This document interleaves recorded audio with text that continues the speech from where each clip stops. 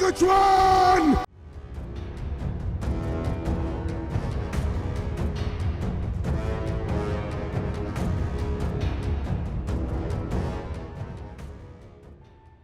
Hey, so I know we've been reviewing a lot of Optimus Primes and Optimus Prime derivatives lately, variants if you will, so here's the opposite, Transformers Studio Series 114 Deluxe Class Megatron, or D-16, from Transformers 1. Now I've said it before, if you haven't seen this film, please go and watch it after this review of course. Why are these new toy names such a mouthful? You know, Transformers Legacy United, Armada Universe Wheeljack, Deluxe Class, blah blah blah.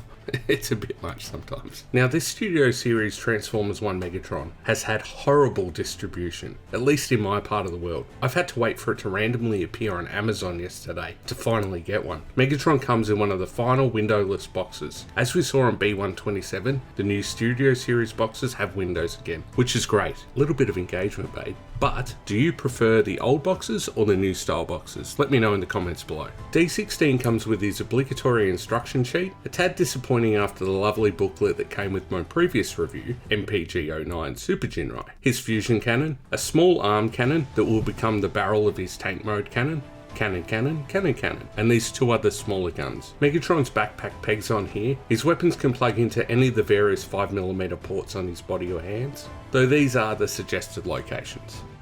Megatron looks great in robot mode. With the Transformers 1 design aesthetic of long ass legs, he's an overall good representation of the on-screen model, though probably a little bit short in the torso, which is fixed with the DNA Designs kit. Again, great design and sculpting for the most part, but more on that later. The colouring, like his former friend Optimus Prime, could use some altering. A nice weathered silver over the muted greenish grey plastic would do absolute wonders. There's definitely room for a premium redeco here. He does have some weird shit going on too. I get his limitations, etc. And the Transformers in Transformers 1 at this time had no real reason to quote unquote be in disguise, but the tank tread hands look strange and they take away from some poses. For example, a supinated or upturned palm hand position looks weird, as the profile on the hand isn't like you see here on Jinrai. You just see this weird tread hand. Unfortunately, my copy also has a tight bicep swivel on one side and an extremely loose one on the other. Disappointing, but not the end of Cybertron. Here's a couple of quick shots showing him next to his Studio Series buddies, Orion Pax or Optimus Prime, and B127. Badassatron. Articulation is fine for a deluxe. A ball jointed head that only really swivels. He can look down due to a transformation hinge. No universal soldiers at this time. Universal Soldier. Shoulders are on a stemmed ball joint, allowing for 90 degrees of outward movement and a full rotation. Bicep swivels, double jointed elbows, wrist swivel, waist rotation, ball jointed hips allowing for full motion in all directions, and above the knee thigh swivel, single jointed knee that goes to around 90, forward and back foot waggle, and an ankle tilt. Let's go straight into transformation. Lift both arms up into a T-pose. Pull a Van Dam with the legs, then fold the thighs back down at 90 degrees. Rotate the lower leg 180, open the calf armour, fold down the feet, fold out the tread, then rotate the foot tread assembly 180. Fold down the chest panel between the legs, rotate the bucket head 180 degrees, and fold it down into the chest cavity. Rotate the forearms until the tread is facing you, rotate the hands to line up the treads, fold the forearm up and tab it into the bicep. Untab the backpack and unfold the entire shoulder assembly.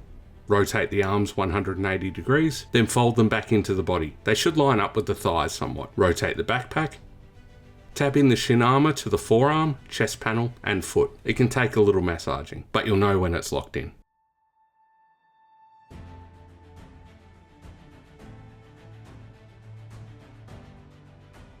Attach the small arm cannon to the large. There is a little keyway to locate it. Then peg it into the underside of the backpack and fold it down. Reposition these small guns to the sides, though this is up to you. There we have it, tank mode. D-16's tank mode looks cool and seems to give a fairly good representation of the on-screen model, given the limitations of the deluxe price point. The tank cannon can articulate via a very rear rotation hinge, unfortunately resulting in it looking a little odd from some positions. Also, if you lift it too much, Megatron's head is just there to say hello.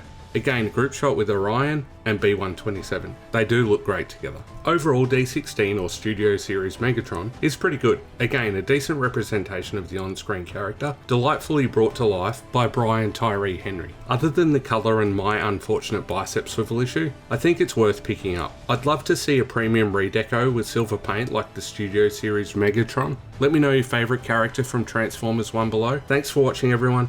Consider becoming a channel member to get videos like this early and more. Catch you on the next one.